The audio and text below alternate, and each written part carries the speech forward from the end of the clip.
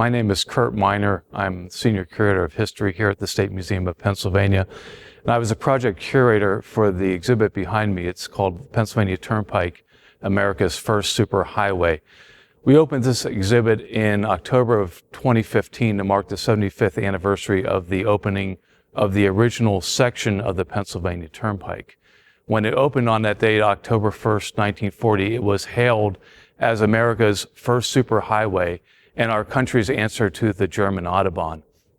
What's interesting about the Pennsylvania Turnpike, which when it first opened connected Harrisburg and Pittsburgh through 160 miles of four-laned paved highway, is that it was considered a kind of the eighth wonder of the world. There was nothing else quite like it. What's interesting today, by contrast, is that the Pennsylvania Turnpike is now considered kind of unremarkable, and we thought that was an interesting part of the story. And that's, I think, because the same features which made the Turnpike so unique and so much unlike any other highway when it opened in 1940 were then so widely replicated across the country, so that today we now, when we travel, expect to find 4 lanes of highway whenever we travel any sort of distance. Those design and construction techniques that were pioneered by the Pennsylvania Turnpike over time became embedded in America's interstate highway system.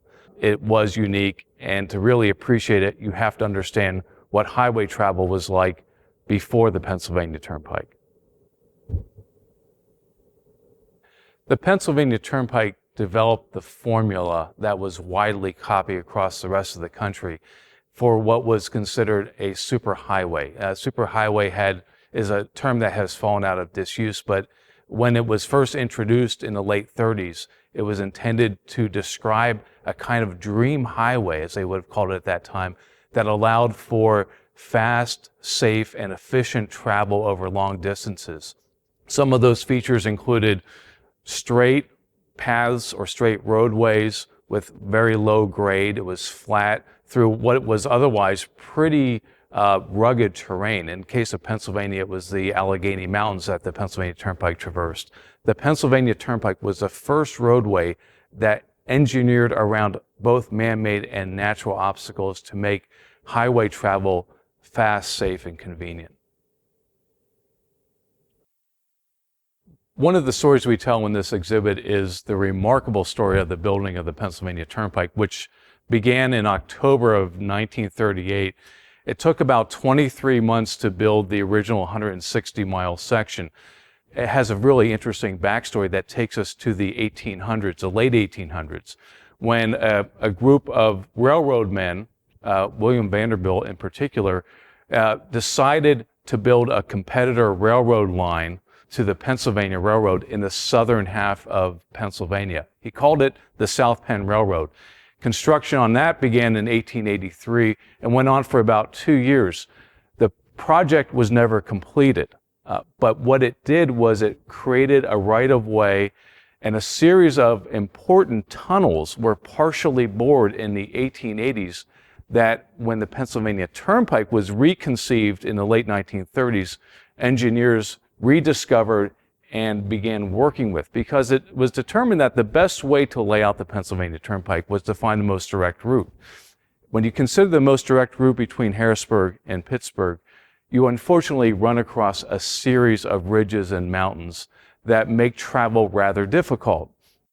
Pennsylvania Turnpike followed the lead of the South Penn Railroad, which conceived the idea that the straightest point would involve creating and boring and excavating tunnels. The Pennsylvania Turnpike engineers realized that they could resuscitate about 7 of the 9 tunnels that were at least partially bored by the South Penn Railroad, so that by the opening of the Pennsylvania Turnpike in 1940, there were people who looked at it and began to describe it as a tunnel highway. It was remarkable to have these 7 tunnels that allowed for safe and efficient passage through what had always been the main obstacle to east-west travel in Pennsylvania, which were the Allegheny Mountains.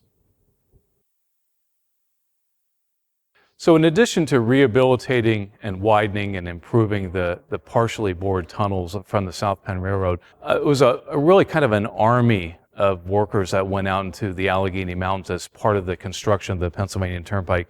It included a large team of surveyors who were, again, looking to improve the path that South Penn had originally carved out.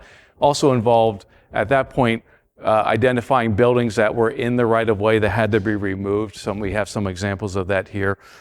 They also, once they had improved the right-of-way, they had to then pave the superhighway. They chose Portland cement and concrete, of course, as the materials back then. And it involved great teams going out into the Allegheny Mountains again to pour this, as they called it, a sea of concrete. This is a raised relief map that we created for the exhibit. What you see in yellow is the present path of the Pennsylvania Turnpike. This was the path that was created in 1968 when the Sidling Hill and Rays Hill tunnels were bypassed through a cut that was described as the Sidling Hill bypass. It also shows in orange the original path of the Pennsylvania Turnpike, which went through Sidling Hill first and traveling from east to west, and then Rays Hill. That 13-mile section that was abandoned in 1968 is still known today as the abandoned turnpike. It's used today by bicyclists who travel that path just to see what the original section of the turnpike would have looked like, and to travel through that same Sidling Hill tunnel and portal that we have a scale model for.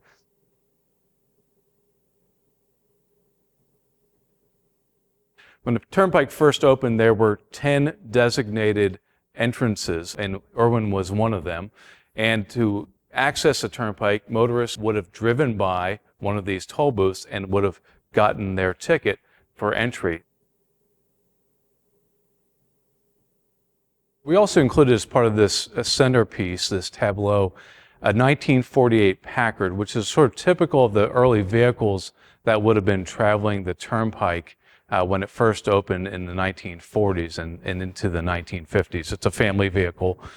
And what's interesting to think about now is that people came to the Pennsylvania Turnpike for what we consider pleasure driving. It was just a treat to be on what was then described as this dream highway.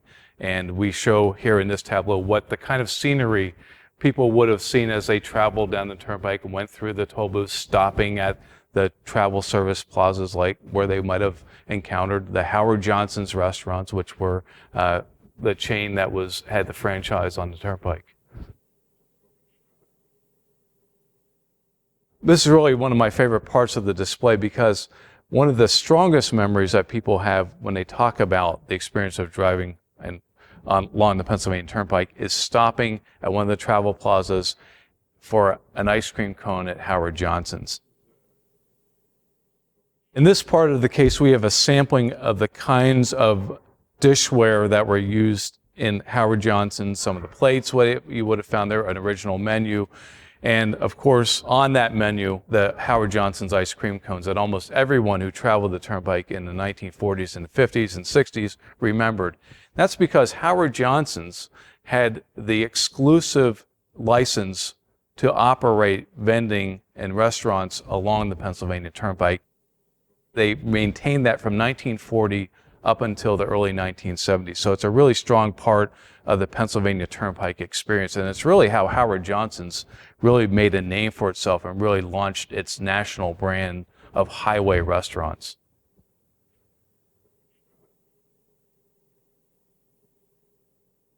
So this has been a taste, an overview of our Pennsylvania Turnpike exhibit, which I hope you will all take the time to come here to the State Museum to see in person. It's a great story, and it's a story that most people aren't familiar with, but we found it really interesting, because if you think of it this way, the Pennsylvania Turnpike, as America's first superhighway, is 160 miles long, but that 160 miles in time gives birth to an interstate highway system. It doesn't just change the way Pennsylvania's traveled, and it certainly did. It cut travel time between Pittsburgh and Harrisburg by half, but it changed the way Americans traveled, because it really was the seed to a much larger system that has now much a part of American travel as anything else could possibly be. It's really part of our way of life.